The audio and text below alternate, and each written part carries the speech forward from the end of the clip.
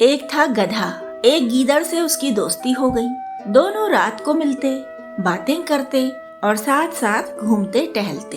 एक दिन वे घूमते घूमते एक गांव की तरफ चले गए।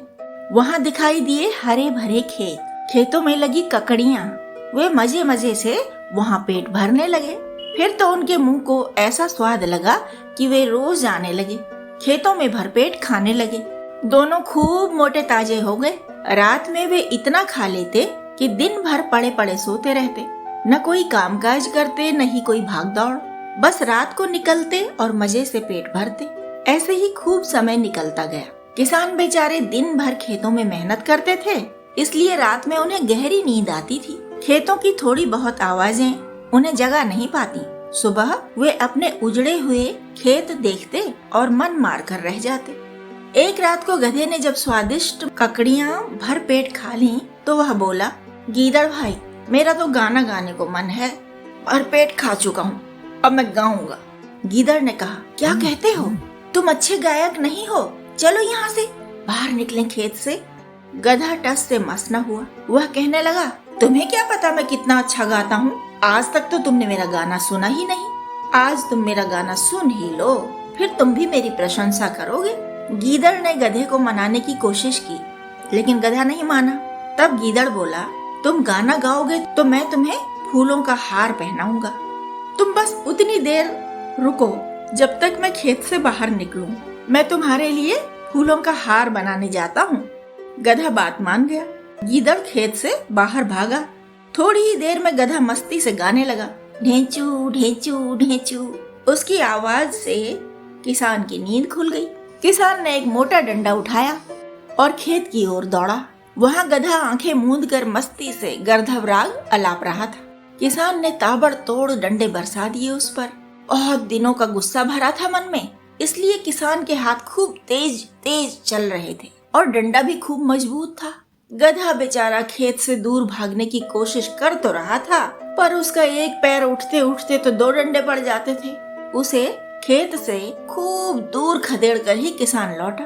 और हाँ, लौटने से पहले एक काम और किया उसने। एक भारी सी ओखली उसके गले से बांध दी, ताकि गधा सरलता से चल फिर भी न सके और खेतों की तरफ अगर आए तो उसकी घिसटती ओखल की आवाज से किसान की नींद खुल जाए और फिर वही डंडा लेके दे दनादन दे दनादन। ओखल घसीटता हुआ गधा जब अपने दोस्त गीदड़ के पास पहुंचा तो गीदड़ ने कहा, अच्छा, तुम्हारे सुंदर गाने पर यह पुरस्कार मिला है। गधा रोकर बोला, तुम तो ताने मत मारो दोस्त, तुम्हारी सलाह पर मैंने ध्यान नहीं दिया। ध्यान देता तो बीच खेत में खड़े होकर गीत न गाता तो मार न खाता। चलो, आज सीख मिल गई कि सलाह पर ध्यान देना चाहिए और जोश में होश नहीं खोना चाहिए। दिल से नहीं, निर्णय दिमाग से लेने चाहिए।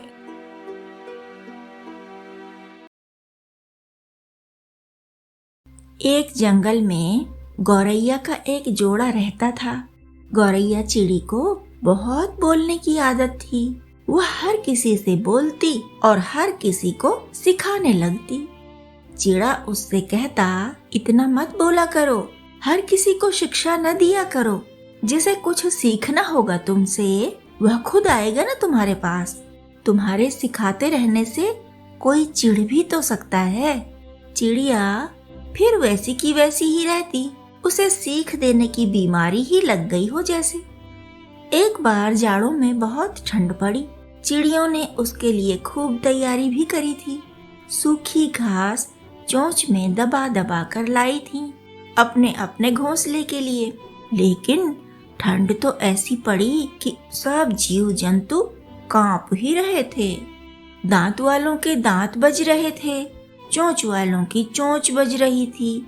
सब अपने अपने घरों में दुबके बैठे थे। चिड़ियां घोंसले में थीं, चूहे, चींटी, खरगोश बिलों में थे, शेर, बाघ, भालू गुफाओं में थे।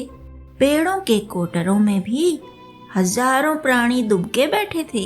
चिड़ा चिड़ी भी अपने घोंसले में ठंड से जमे हुए बैठे थे। चिड़ा बोला, घोंसला न हो तो हम मर ही जाएं। तभी एक बंदर आया और उनके पास वाली डाल पर बैठ गया। ठंड से उसका पूरा शरीर कांप रहा था, दांत बज रहे थे, मुंह से भाप निकल रही थी। गौरैया ने उसे देखा और बोली, ए बंदर, सुनो, बड़ी ठंड पड़ी इस बार। तुमने कोई तैयारी नहीं की थी क्या ठंड की? तुम्हारा चेहरा मोहरा तो आदमियों की तरह लगता है।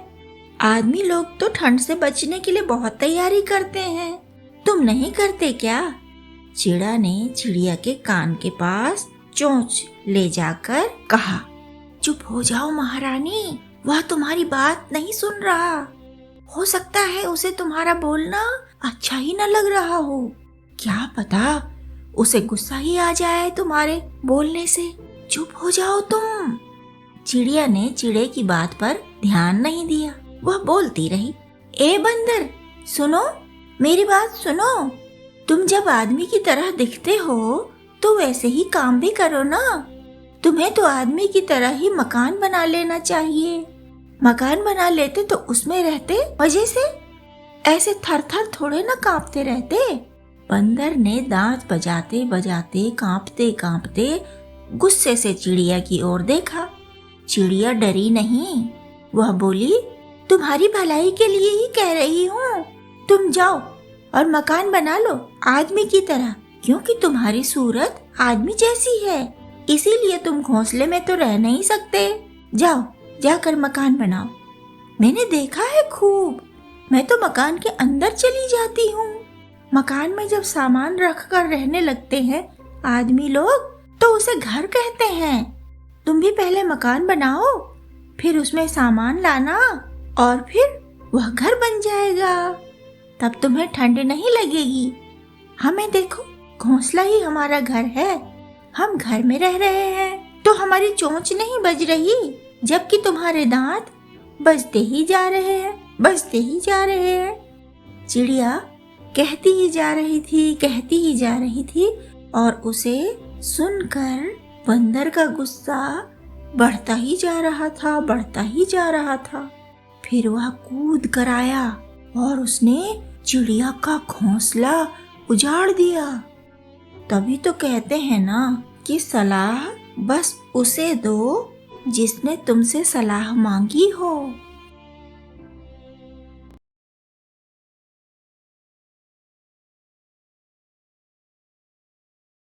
एक कारीगर करघे पर कपड़े बनाता था। उसके बनाए कपड़े लोग खूब पसंद करते थे। एक बार बहुत बारिश हुई, बाढ़ का पानी कारीगर के घर में भी घुस आया। देर तक पानी में रहने के कारण कारीगर का लकड़ी का करघा खराब हो गया। वह नया करघा बनाने के लिए लकड़ी लेने जंगल में गया। एक हरा भरा सुंदर बड़ा सा पेड़ देखकर वह खुश हुआ और उसे काटना शुरू किया। तभी वहाँ एक देव प्रकट हो गए और कारीगर से बोले, सुनो मनुष्य, क्या तुम नहीं जानते हरे वृक्ष को नहीं काटना चाहिए? कारीगर ने कहा, जानता हूँ, लेकिन मेरा करघा खराब हो गया है और नया करघा बनाने के लिए इस पेड़ की लकड़ी बहुत अच्छी है। देव ने कहा, मैं इस वृक्ष पर बहुत आनंद से रहता हूँ बहुत समय से, तुम कहीं और चले जाओ, कोई और वृक्ष ढूंढ लो काटने के लिए। कारीगर बोला, देवता, मैं निर्धन हूँ, आज का पूरा दिन आय नहीं हुई, वृक्ष खोजता ही रह गया। नया वृक्ष खोजने में मेरा एक और दिन लग जाएगा, काम में विलंब होता चला जाएगा, मेरे परिवार को भी कष्ट भोगना होगा, उनके खाने की चिंता है मुझे। देव ने कहा, ऐसा है तो तुम मुझसे कोई भी एक वरदान मांग लो, जिससे तुम्हारा जीवन सरल हो जाए। ऐसा कुछ भी मांग लो, मैं अवश्य ही दूंगा। कारीगर को कुछ समझ में न आया। उसने देव से वरदान मांगने के लिए एक दिन का समय मांग लिया और फिर वह घर की ओर चल दिया। रास्ते में उसके मित्र का घर था। उसने मित्र को देव की बात बताई तो मित्र ने कहा, एक राज्य मांग लो, पूरा राज्य, तुम राजा हो जाओगे और मैं तुम्हारा मंत्री बन जाऊंगा। कारीगर बोला, अपनी पत्नी की भी सलाह ले ही लूं। कारीगर ने अपनी पत्नी से जब सारी बात कही तो वह बोली, राजा बनना बहुत कठिन है, राज्य संभालोगे कैसे?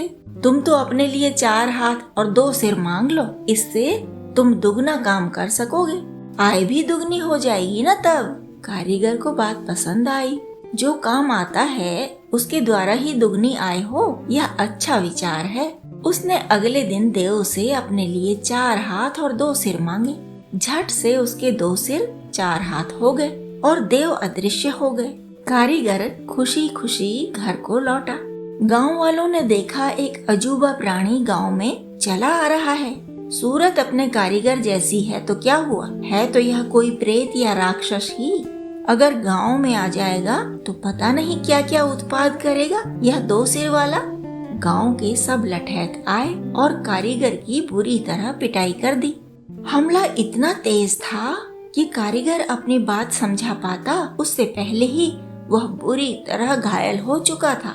भले ही वह जीवित बच गया, लेकिन इस घटना के बाद कभी भी वह अपने घर से बाहर नहीं निकल पाया। उसके शरीर की हालत ऐसी हो गई थी कि वह जैसे तैसे 4 हाथ और 2 सिर होते हुए भी उतना ही काम कर पाता था जितना पहले 2 ही हाथों से और 1 ही सिर से कर लेता था। एक सांप था, नाम था जिसका मंदविश। मेंढक चूहे आदि को खाकर जैसे दूसरे सांप पेट भरते हैं, वैसे ही मंदविश भी भरा करता था। लेकिन जब वह बूढ़ा हो गया तो उसमें दौड़ने की शक्ति घटती चली गई। कम खाकर काम चलाना उसे पसंद नहीं था। सोच विचार कर उसने एक योजना तैयार कर ली और उस पर काम भी करने लगा। एक बड़ा सा तालाब था जिसमें बहुत सारे मेंढक रहते थे। तालाब क्या था, मेंढकों की ही दुनिया थी। इस दुनिया के बाहर कुछ पेड़ थे, घास थी, कहीं कहीं चूहों के बिल भी थे। सांप ने सोचा यह सबसे अच्छी जगह है, यहीं रहना चाहिए। उसने एक बिल के चूहे खा लिए और वहीं डेरा डाल दिया, मतलब वहीं रहने लगा। अपनी योजना के अनुसार वह पेड़ के नीचे चुपचाप बैठ गया। कुछ मेंढक तालाब से उछलते कूदते वहां आए और सांप को देखकर डरे। तो मंदविश ने कहा, डरो मत बच्चों, मैं तो अब तुम्हें खाऊंगा नहीं, बल्कि मुझे तो अब तुम्हारी सवारी बनकर ही रहना होगा, नहीं तो मैं मर जाऊंगा। जो भी मेंढक आसपास आता, मंदविश उससे यही बात कहता रहता। साहस करके कुछ मेंढक आगे बढ़े और पूछा, ऐसा क्यों कहते हो कि सवारी बनना पड़ेगा और खा क्यों नहीं सकते हमें? सांप ही तो हो तुम लोग तो हमेशा हम लोगों को खाते ही रहते हो।